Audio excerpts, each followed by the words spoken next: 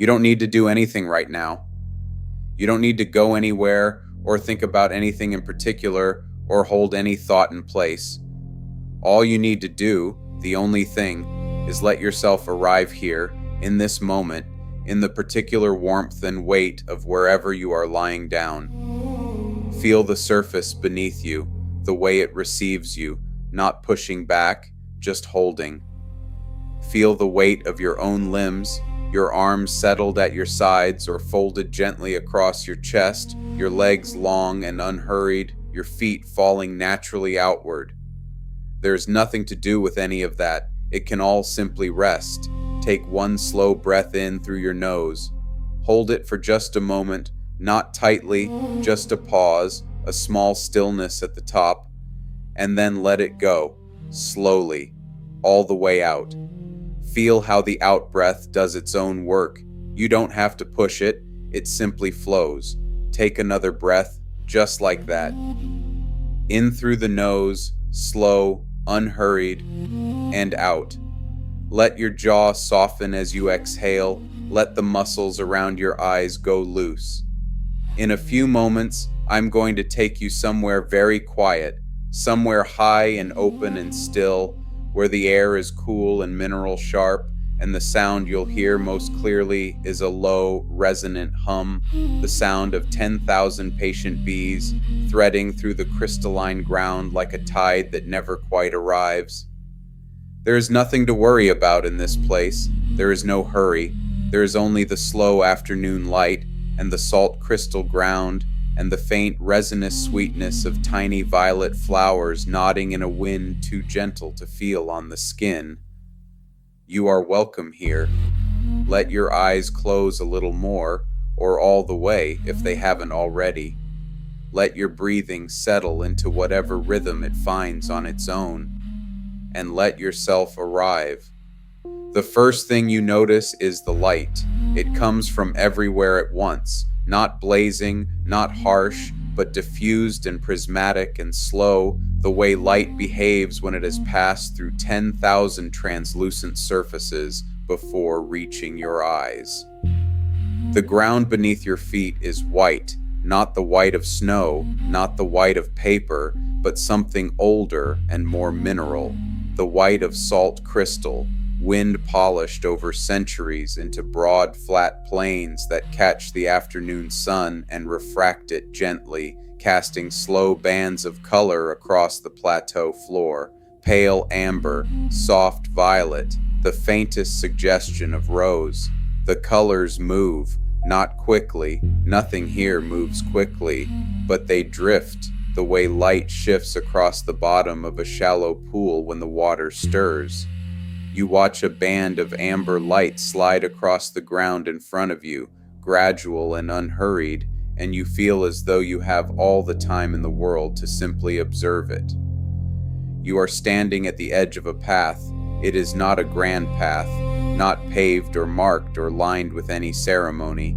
It is simply a trail of flat salt stones set into the plateau floor, worn smooth by years of quiet footsteps, each stone pale and broad and steady underfoot. You take one step forward, and the sound of your foot on the first stone is a soft crunch, not sharp, not jarring, but clean and mineral, like the sound the world makes when it is very old and very settled. The air here is cool, not cold, not the cold that makes you contract and hunch your shoulders, but the particular coolness of high altitude, where the atmosphere is thin and clear, and every breath carries with it the faint mineral sharpness of salt and stone. You breathe in, and the air arrives in your nostrils like cold water in a clean glass, sharp, slightly sweet, faintly ancient. You breathe out, and a small white curl of vapor dissolves into the thin air above you and is gone. Around your shoulders, you are wearing a jacket, wool-lined canvas, worn soft with time and use, its weight familiar and settling against your shoulders, the particular comfort of a garment that has been worn so many times it has learned the shape of the person inside it. The collar is turned up slightly, the cuffs are loose. You are warm enough here, in this thin, cool air, not hot, not cold, but precisely balanced, the way you feel when everything is exactly as it should be. The plateau stretches away from you in every direction, vast and unhurried. To your left and your right, the salt crystal ground extends to horizons that blur into a pale haze, the color of tea left to cool in a white cup, the color of winter morning before the sun is fully up. In the far distance, the plateau's edge dissolves into that horizon, and you cannot quite tell where the ground ends and the sky begins. It is a gentle dissolution, nothing abrupt, just a slow fading of one pale thing into another. And then, you hear it. It begins so low that at first you're not certain whether you're hearing it or feeling it. A hum, not a single note but a chord, layered and warm and resonant, rising from somewhere ahead of you along the path. It moves through the ground as much as through the air, and you become aware of it the way you become aware of your own heartbeat in a very quiet room, not suddenly, but gradually, as the silence around you makes room for it. The hum of 10,000 bees working together in their patient and ancient way, their wings and their breath and their industry blending into a single sound that is somehow both vast and intimate. You follow the path toward it. The flat salt stones are steady beneath your feet, and with each step, that soft mineral crunch, you feel yourself settling more fully into this place. The prismatic light shifts around you as you walk, and you notice that the colors are different here than they would be anywhere else, softer, more diffused, as though the crystal ground is not simply reflecting the light, but transforming it, slowing it down, making it gentler on the way through. On either side of the path, small flowers grow in the cracks between the salt stones, tiny violet cups, each one no wider than your thumbnail, their petals translucent at the edges where the light passes through them. These are glassblooms. You know this without being told. You know them the way you know the things in dreams, not through memory exactly, but through a certainty that feels older than memory. Their scent reaches you before you're close enough to see them clearly, faint and resinous and slightly sweet, like the inside of a cedar chest, like cold stone warmed by a slow sun. You breathe it in, you let it settle. The hum is growing closer now, not louder exactly. Sound behaves differently on this plateau, you're beginning to understand. Voices here never echo. The air absorbs them gently, as though the plateau prefers quiet. But the bees' collective hum travels differently. It threads through the crystalline ground, carrying not in the air, but in the substance of the place itself, so that you feel it as much in the soles of your feet as in your ears. It is a living current, slow and warm and very old. And there, ahead of you along the path, the hives. They are arranged in a gentle curve, following the slight arc of the path as it bends toward the plateau's southern edge. There are perhaps a dozen of them visible from where you stand, though you sense there are more beyond, set further along the path, nestled into slight depressions in the crystal ground where the wind moves a little more slowly. Each hive is a simple structure, stacked cedar-wood boxes, their wood aged to a warm gray-brown by years of sun and mineral air, each topped with a flat lid that fits with the patient precision of something made by careful hands. The cedar scent reaches you now, woven in with the glassbloom resin, warm and dry and faintly spiced, the smell of wood that has been in the sun for a long time, the smell of hive lids lifted and replaced 1,000 times by hands that knew what they were doing. A figure is moving among the hives. She is not hurrying, she never hurries. She moves along the path the way water moves along a level surface, not urgently, not reluctantly, but with a calm and even flow that suggests she has been moving exactly like this for a very long time and intends to continue for a very long time more. She is wearing canvas and wool, as you are, her jacket a little older, a little more softened by use, her trousers tucked into low boots that crunch softly on the salt stones with each step. A hat with a loose brim shades her face, and over it, a veil of fine mesh hangs soft and unlatched, not pulled down, not needed yet, just present, ready. She is the Apiarist. She tends the colonies of this plateau, and she has been doing so for long enough that the bees know her the way they know the path, not through recognition exactly, but through long familiarity, through the accumulation of patient days. She does not look up as you approach, but she is aware of you.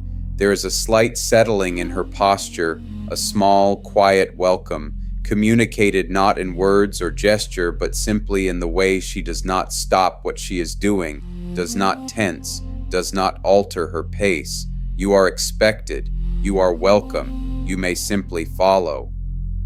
You move to stand a little way behind her and to one side, and you watch as she approaches the nearest hive.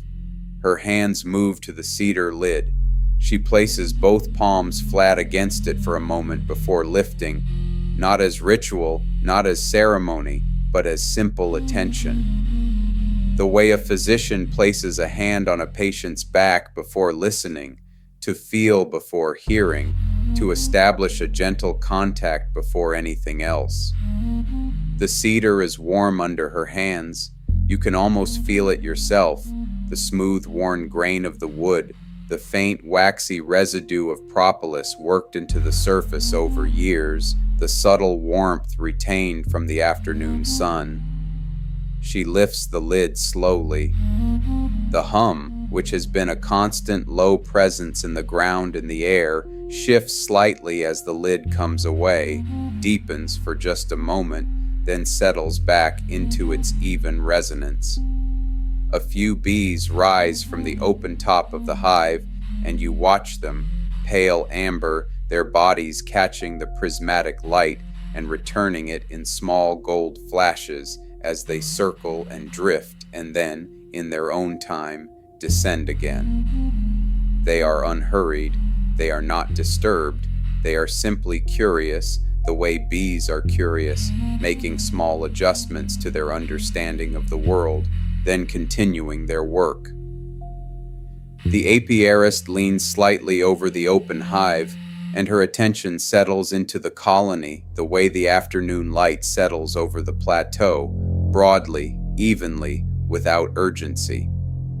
She is reading something in there, not with instruments, not with any tool except her own long familiarity, reading the sound, the smell, the movement of the bees the way you might read the quality of someone's breathing, the rhythm of it, the depth, whether there is ease in it or not.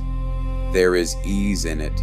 You can see that in her posture, the slight relaxation of her shoulders, the small tilt of her head that is not quite a nod, but carries the same meaning. All is well here.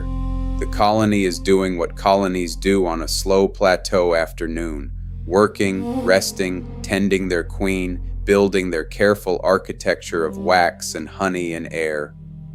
She replaces the lid, the same slow care in the replacement as in the lifting, both palms settling the cedar back into place, a brief moment of contact, and then her hands withdraw. She moves to the next hive. You follow, your feet finding the flat salt stones easily now, the soft crunch of each step blending with the low hum that is always present in the ground. You notice as you walk that the prismatic bands of color have shifted slightly. The amber has deepened a little, moved a few degrees to the west, and in its place a softer rose gold has begun to spread across the crystal ground in front of you. The sun is moving, the afternoon is progressing, but slowly, everything here progresses slowly. and there is no sense of time running out, no pull toward the next thing. There is only this path and these hives and the low resonant hum of 10,000 bees going about their ancient and unhurried business. The second hive is set a little lower than the first, tucked into a shallow depression in the salt crystal floor where a natural windbreak of larger crystals has formed over years, their surfaces faceted and pale, catching and scattering the light in small prismatic sparks. The glassbloom grows more thickly here in the shelter of the crystals, and their scent is stronger, that faint resinous sweetness, that cold stone and cedar quality that you are beginning to associate not just with the flowers but with the plateau itself, with the particular quality of the air at this altitude and in this light. The apiarist pauses before this hive for a moment longer than she paused before the first. Her head tilts. She is listening, not with alarm, but with the particular attention of someone who has noticed something slightly different and wishes to understand it before proceeding. The hum from this hive is a shade lower than the first, a shade slower. It carries a quality of depth, of heaviness that is not distress, simply the particular resonance of a colony that is very large and very settled and very full. She smiles. You can see it in the line of her cheek below the hat's brim, a small, quiet smile, the kind that doesn't require an audience. She lifts this lid with the same deliberate care, and this time when the bees rise, more of them, a slow amber drift above the open hive, the light catches them in a way that makes them look for a moment like something between insects and light itself. Pale and gold and softly luminous, their wings moving at a frequency that is just at the edge of your perception, their bodies warm against the cooler air. They circle above the hive in a loose, unhurried cloud, and then, one by one, in their own time, they descend again. You watch them, and you feel your own breathing slow to match. In, slow and mineral cool and faintly sweet with glassbloom. Out, a long, even release into the thin air. In, out. The apiarist reaches into the open hive, carefully without disturbance, and withdraws one of the frames. It comes away heavy and slow, the wax cells packed and capped, the surface of the comb a deep amber in the afternoon light. You can see the bees moving across it, patient, purposeful, each one attending to its particular task without reference to any other urgency than the task itself. She holds the frame at arm's length and turns it slowly, reading both sides, and then she replaces it, as carefully as she removed it, the same patient attention to not disturbing what does not need to be disturbed. The lid goes back, the hive settles, the hum continues. You walk on together, or rather she walks, and you follow, and the walking is its own quiet pleasure. The flat salt stones beneath your feet, the soft crunch, the prismatic light shifting across the white crystal ground as the sun continues its slow western arc, the weight of your wool-lined jacket against your shoulders, its familiar pressure like a hand resting gently on each side, the hum in the ground, threading through the soles of your feet and rising through your legs and settling somewhere in the center of your chest, not intrusive, not demanding, simply present, like a heartbeat that is not your own but is nonetheless deeply familiar.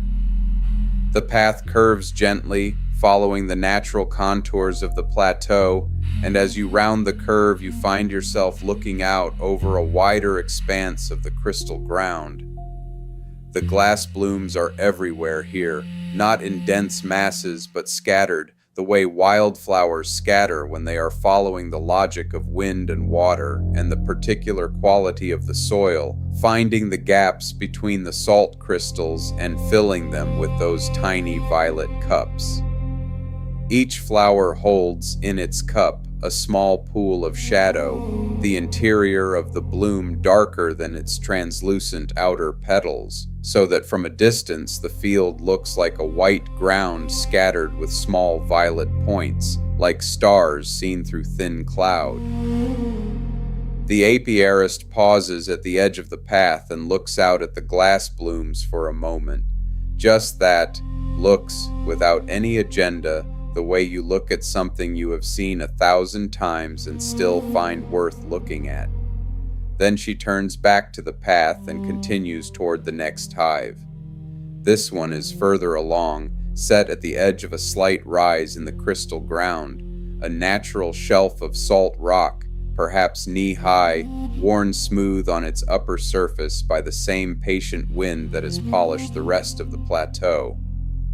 The hive rests on this shelf, which brings it to a comfortable working height, and around its base the glass blooms are particularly dense, a small violet crowd of them, nodding in the wind that you can't quite feel on your skin, but that you can perceive as a slow, cool pressure on the back of your neck, a faint movement of air across your temples. The bees from this hive are more active than the others, not agitated, simply busy, streaming in and out of the entrance with the steady, purposeful flow of a colony at the height of its afternoon work. You watch the returning foragers arrive, each one laden with pollen, their leg baskets thick with the pale amber dust of the glass bloom, their flight path slightly lower and slower than the others because of the weight they carry. They land at the entrance and disappear inside, and within moments they emerge again, lighter, faster, rising in a clean arc and heading out across the plateau toward the glass bloom fields.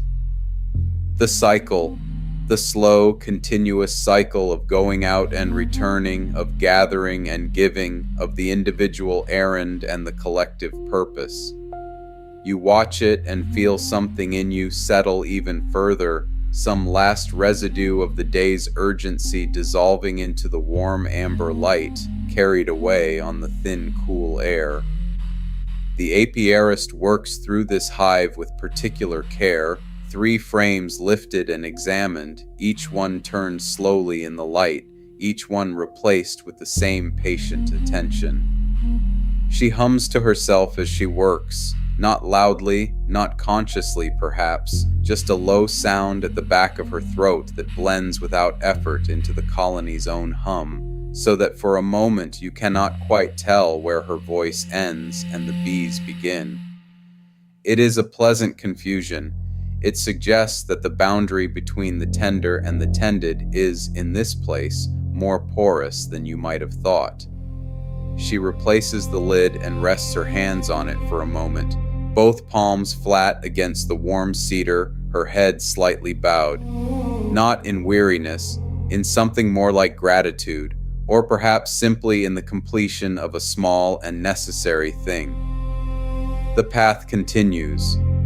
You follow it together through the long, slow afternoon, moving from hive to hive along the gentle arc of flat salt stones, and with each hive the ritual is the same, the approach, the pause, the laying on of hands before the lid is lifted, the reading of the colony's sound and movement and smell, the careful examination if examination is warranted, the replacing of the lid, the moment of completion.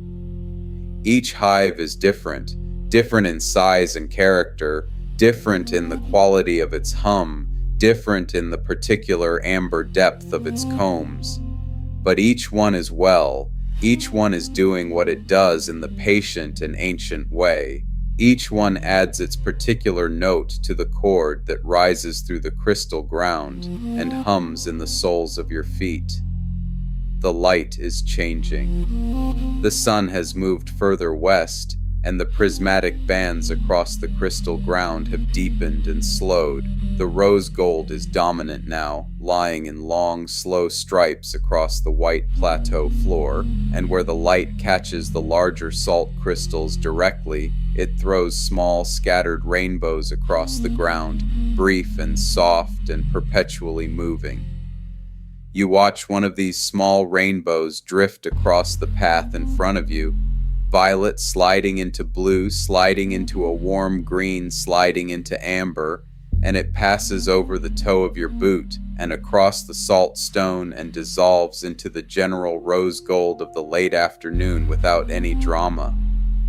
The air is cooling slightly, not uncomfortably, just perceptibly, the way the air at altitude always cools as the sun descends, the thin atmosphere losing its warmth more quickly than the ground below.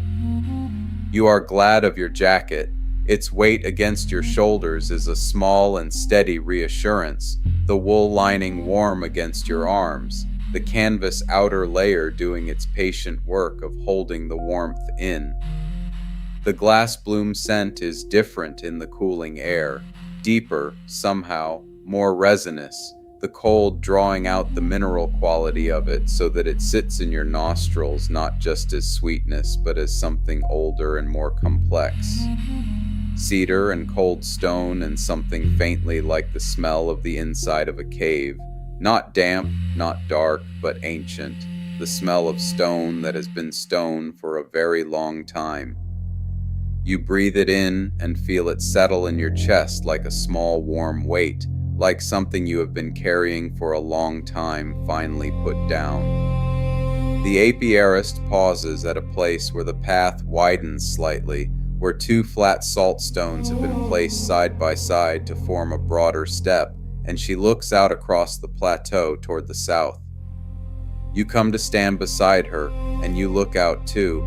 The plateau's edge is visible from here, or rather, the place where the plateau becomes something else is visible, marked not by a dramatic cliff or a sudden drop, but by a gradual dissolution, the crystal ground becoming more sparse and then more broken, and then simply fading into the pale haze of the lower air, the horizon the color of tea left in a white cup, the color of the sky in the hour before a clear morning becomes a clear day.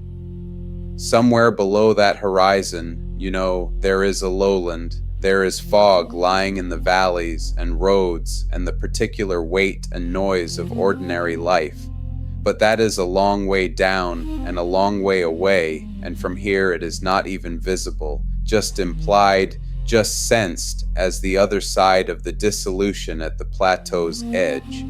Up here, there is only this, the crystal ground and the prismatic light and the low resonant hum threading through the soles of your feet, the glassbloom nodding in the unfelt wind, the cedar warmth of the hive lids under careful hands, the salt-sharp coolness of the air in your nostrils, and the apiarist standing quietly beside you, looking at the horizon the color of pale tea, content.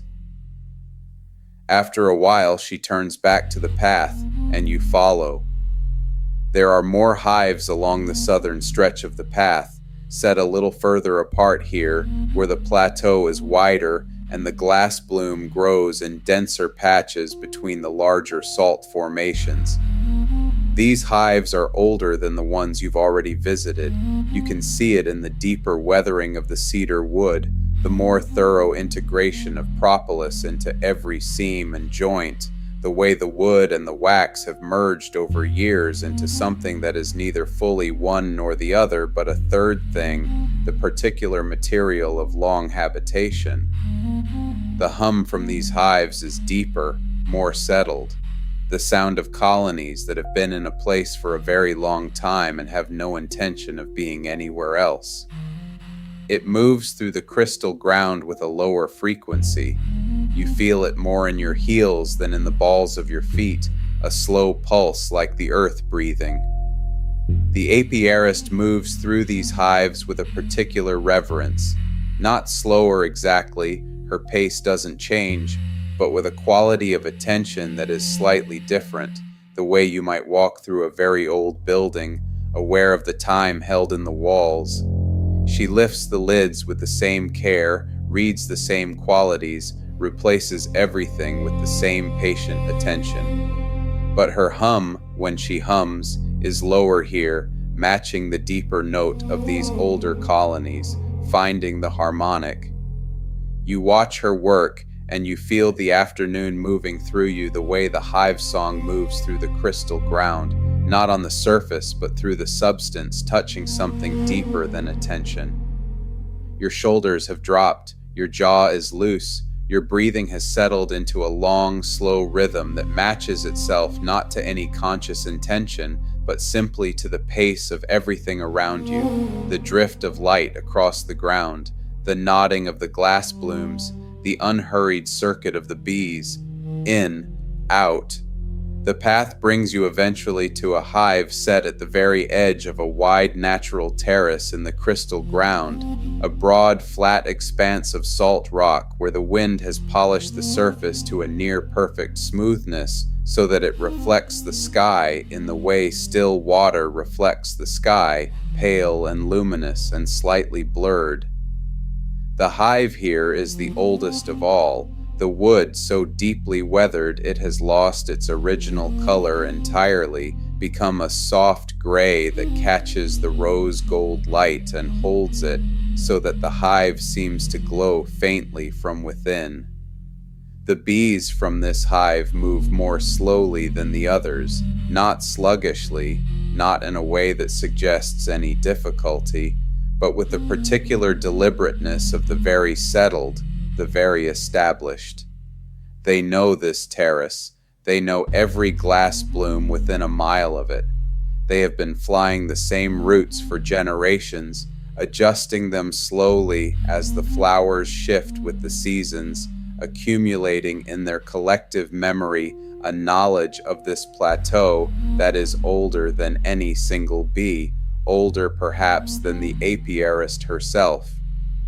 She stands before this hive for longer than any of the others, both hands on the lid, head slightly bowed. The hum rises around her and through the ground and through your feet, and you feel it in your sternum, a slow, warm vibration, not quite sound and not quite sensation, but somewhere in the space between, the place where the body stops distinguishing between what it hears and what it feels. She lifts the lid.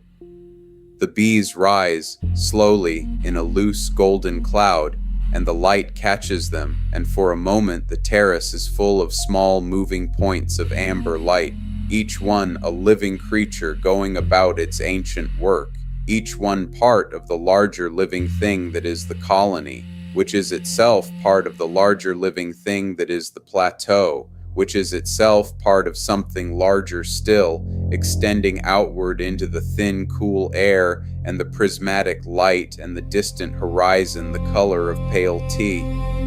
You breathe in cedar and glass bloom and cold salt stone. You breathe out. The bees settle. The lid is replaced. The hum continues. The last of the afternoon's hives has been inspected, and the apiarist turns back along the path toward the center of the plateau. You follow, and the walk back is unhurried. There is no reason to hurry. There has never been a reason to hurry. And the light is doing something extraordinary now, the sun having descended to the angle where it strikes the crystal ground at its most oblique, sending the prismatic bands across the plateau at their longest and slowest, rose gold deepening toward amber, amber shading at its edges into a violet that matches the glass blooms. Your footsteps crunch softly on the flat salt stones. The hum is in the ground beneath you. The cool of the air is a gentle, constant presence at the back of your neck. You feel, walking back along this path in this light, that you have been here before, not in memory, not in any recoverable sense, but in some deeper way, the way certain places feel familiar before you've ever arrived, as though the body recognizes them from a time before the mind began keeping records.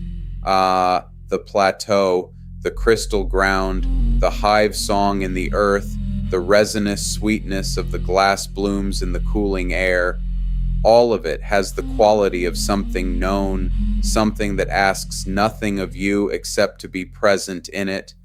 And you are present, you are here. The workbench is near the plateau's eastern edge, where a slight natural formation of larger salt crystals provides a windbreak on three sides. Not a room, not an enclosure, but a sheltered space, open to the sky and to the long view east, where the plateau dissolves into the pale tea horizon. The bench itself is low and wide, made from the same weathered cedar as the hive boxes, its surface smooth and slightly waxy from years of use, beeswax worked into the wood grain by hands and tools and the patient accumulation of days.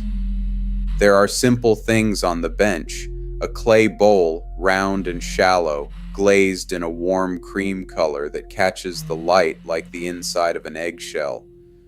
A small knife, its handle worn smooth by the same long use that has worn everything smooth in this place. A folded cloth, soft and slightly yellowed, that smells of beeswax and cedar and the particular mineral sweetness of this plateau's air.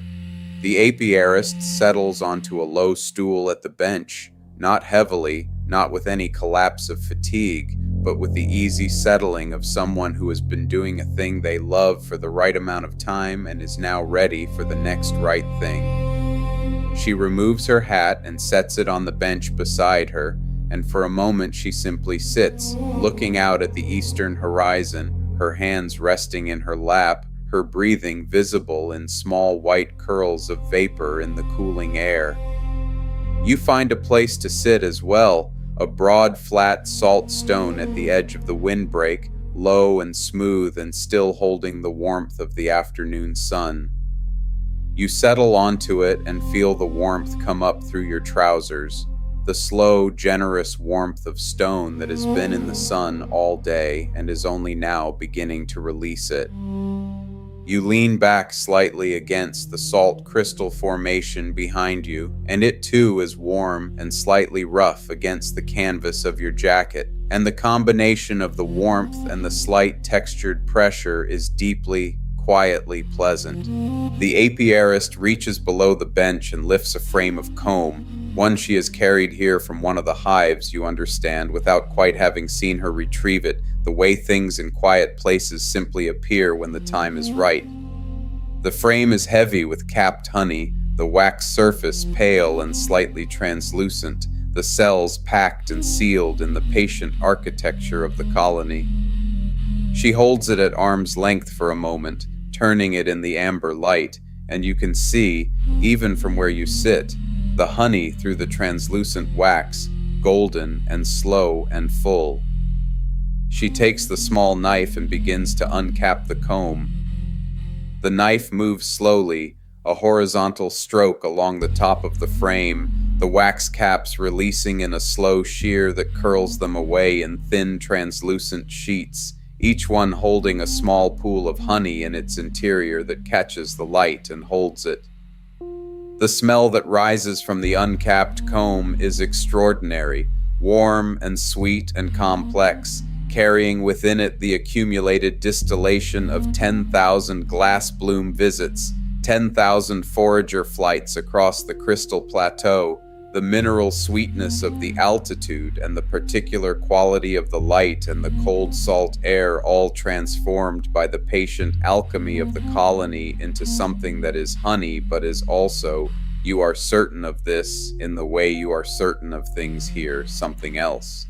Something that has taken the plateau into itself and rendered it edible, something that tastes, you imagine, of dissolved starlight and cold stone. The honey begins to move. It flows from the uncapped cells slowly, the way everything moves here, the way light moves across the crystal ground, the way the afternoon progresses, in long amber threads that fall from the frame into the clay bowl below, with a sound so small and so liquid that you can barely hear it over the hum still threading through the ground. But you can see it, the honey pooling in the bowl, building slowly, its surface settling into a perfect stillness that reflects the sky in a small amber mirror. The apiarist sets the frame in a stand she has arranged at the edge of the bench and lets the honey drain on its own. There is no urgency in this. The honey will take as long as it takes, and whatever time that is will be exactly the right amount of time. She wipes the knife on the folded cloth and sets it down, And then she does something you did not quite expect. She does nothing. She simply sits, both hands loose in her lap, looking out at the eastern horizon. The light is deepening all around you now, the rose gold of the late afternoon giving way, very slowly, to something richer and more amber, the sun not yet at the horizon but approaching it in its patient way, the crystal ground beginning to glow with a warmth that seems to come from inside it rather than from above. The prismatic bands are broader now, slower, the colors more saturated, amber and violet, and a deep, warm rose that lies across the plateau floor in long, quiet bands, moving imperceptibly, like the breathing of something very large and very calm. The glassblooms nod. The wind, still unfelt, still perceived only as a slow cooling on the back of the neck, a faint movement at the temples, moves the glassbloom stems in tiny arcs, each flower tracing a small circle in the air above the crystal ground. Their scent is richest now, in the cooling air of the late afternoon, and it reaches you in slow waves, the resinous sweetness, the mineral cold, the cedar undertone, each wave arriving and dissolving before the next, so that the scent is never quite constant but always, always present. The honey pools in the clay bowl. You watch it from your warm salt stone, and you find that watching the honey is the easiest thing in the world.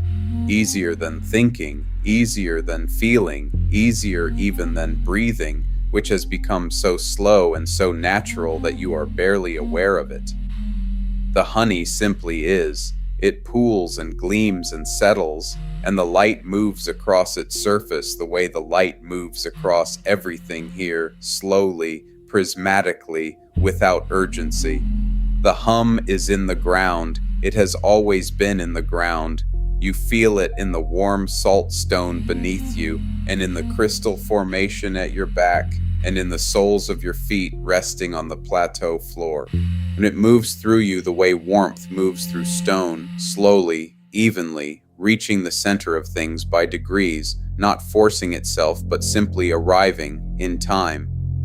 The Apiarist reaches forward and dips one finger into the pooling honey. She holds it up for a moment, a slow amber bead at the tip of her finger, catching the light, holding it, releasing it in a long, slow drop that falls back into the bowl. She does not taste it yet. She simply watches, as though the watching is itself a kind of tasting, a first and sufficient sense before any other. Then she does taste it. A small, quiet thing.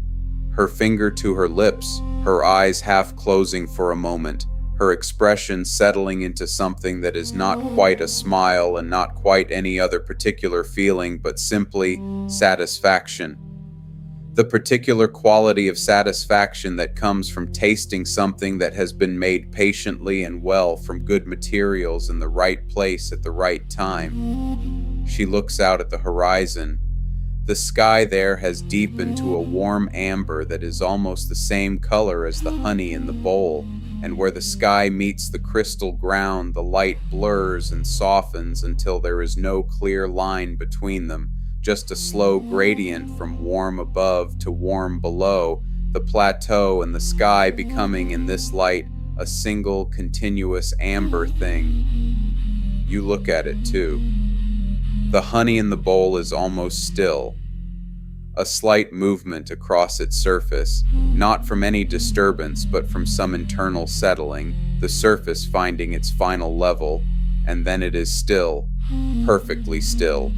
A small amber mirror at the edge of the bench, reflecting the sky.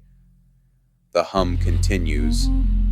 It has been continuous since you arrived, you realize. You have never been without it.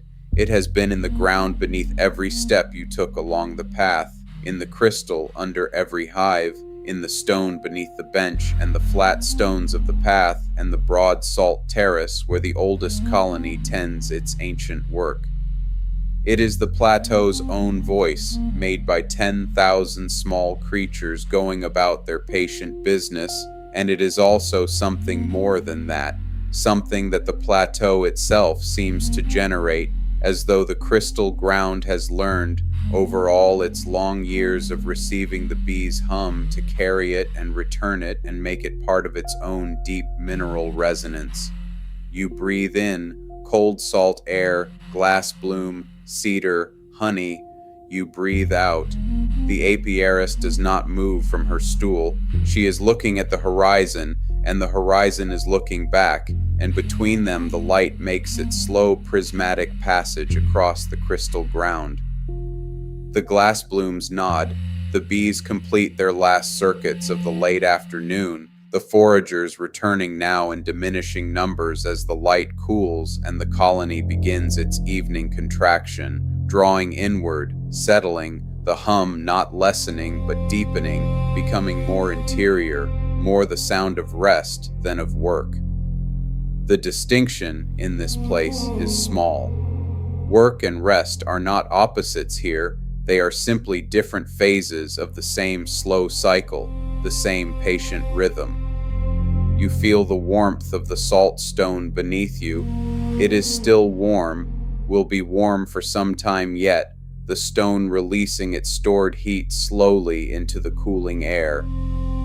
The crystal formation at your back is warm. The weight of your jacket against your shoulders is warm. The air in your lungs is warm, even as it arrives cool at your nostrils, warmed on the way in by the body's own patient furnace. You are warm, you are settled, you are here. The honey in the bowl has stopped moving entirely. It is a perfect amber stillness in the clay, deep and slow and full, the accumulated distillation of this plateau and these bees and this slow, extraordinary afternoon. The light from the deepening sky is reflected in it in a small, warm oval, and the reflection is so still, so perfect, that for a moment the honey and the sky seem to be the same thing, amber above, amber below, the crystal ground between them dissolving in the last prismatic bands of the afternoon light. The apiarist reaches out and covers the bowl with the folded cloth, gently, without ceremony, the way you cover something that is finished and complete and ready to rest. She folds the cloth over the rim of the bowl with both hands and smooths it flat, and then she rests her hands on the covered bowl for a moment, both palms warm against the cloth. A completion, a small, sufficient completion. She looks out at the horizon. You look out at the horizon. The sky is amber, the ground is amber, the air between them carries the faint resinous sweetness of the glassblooms and the cedar warmth of the hive lids and the mineral cold of the salt crystal plateau, and all of it is woven through with the hum, the low, resonant, living hum that has been your constant companion since you arrived, that has been in the ground beneath every step, that is in the stone beneath you now, rising through your body the way warmth rises through stone, slowly, evenly, reaching the center of things by degrees. The last foragers are returning. You can see them against the amber sky, small dark shapes against the light, each one on its final arc toward the hive entrance, each one carrying its cargo of glassbloom pollen, completing the last errand of the afternoon before the colony draws in for the night. They land without drama. They disappear inside. The entrance traffic slows and stills. The hum deepens. It is the sound of 10,000 bees at rest, or beginning to rest, beginning the long evening settling that will carry them through the cool plateau night and into the early morning, when the foragers will emerge again with the first light, and the cycle will continue as it has continued, as it will continue, patient and ancient and entirely without urgency. The light is very amber now. The prismatic bands have slowed almost to stillness, the colors so deep and saturated that the crystal ground seems to hold them rather than reflect them, as though the plateau has taken the afternoon's light into itself and is now slowly returning it. You feel yourself returning too. Not to somewhere else, not yet, not away from this, but returning to your own center, the way the bees return to the hive, the way the light returns to amber before the dark. Settling inward, finding the deep place. Your breathing is very slow. In, cool and mineral sharp and faintly sweet. Out, long and easy, all the way, without effort. The salt stone beneath you is warm. The hum is in the ground. The apiarist does not move from her stool. She has no need to. The inspection is complete. The honey is in the bowl. The hives are well. The bees are settling into their evening rest. There is nothing left to do except be here, in this amber light, on this crystal plateau, with the hum in the ground, and the glass blooms nodding in their unfelt wind, and the horizon dissolving, gently and completely, into the pale tea of the sky. You are here with her. You are not required to do anything. You are not required to think anything. You are not required to hold anything in place. The light continues its slow descent. The hum continues. The glass blooms nod. And somewhere in the deep amber stillness of this late afternoon plateau, with the warmth of old stone beneath you and the weight of your jacket against your shoulders and the mineral cold of the air arriving gently in your nostrils with each slow breath, you begin, without deciding to, without any effort, to let the edges of the place go soft. The horizon is already soft. It has always been soft here. That gentle dissolution where the crystal ground meets the amber sky. Now the rest of the world softens to match it. The path with its flat salt stones softens.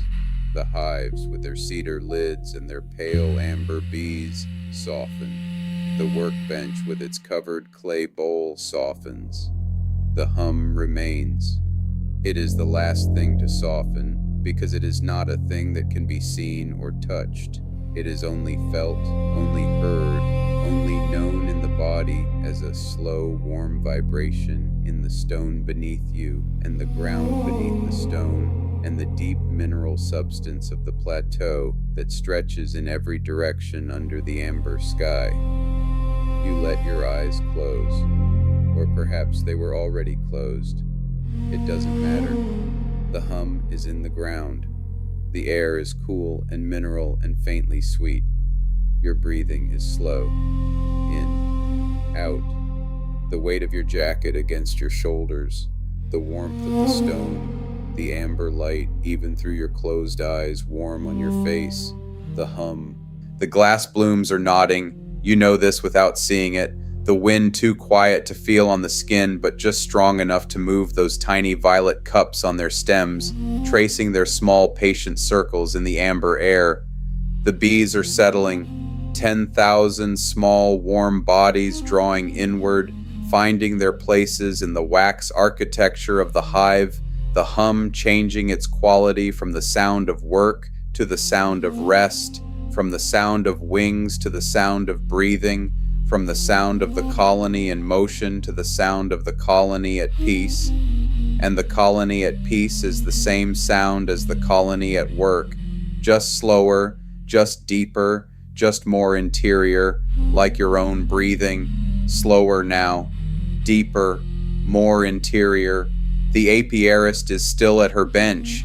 You don't need to see her to know this. She is looking at the horizon, and the horizon is amber, and the crystal ground is amber, and the honey in the covered bowl is amber, and all of it is the same amber, all of it is the same slow, warm light, all of it is the same patient afternoon that has been unfolding since you arrived at exactly the pace it needed to unfold.